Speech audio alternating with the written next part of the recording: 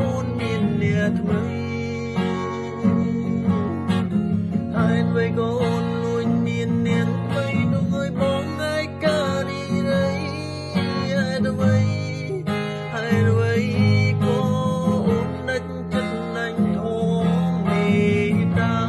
បងនឹងពីចិត្តអូនយូរហើយប៉ុន្តែចិត្តមិនហ៊ានវាចាព្រោះក្នុងចិត្តឈឺអរ៉ាចាំមើលវាស្នេហ៍យើងមកដល់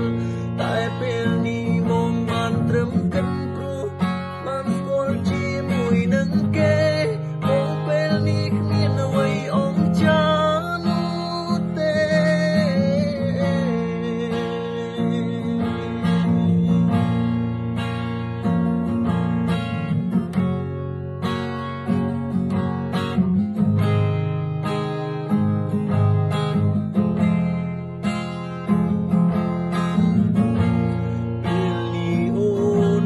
អ្នកថ្មី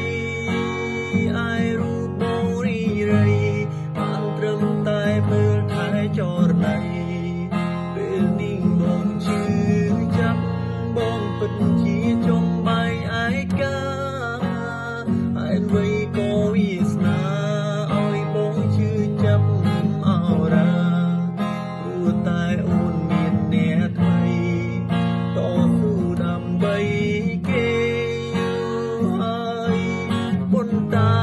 គេមិនដឹងពីចិត្តឡើយ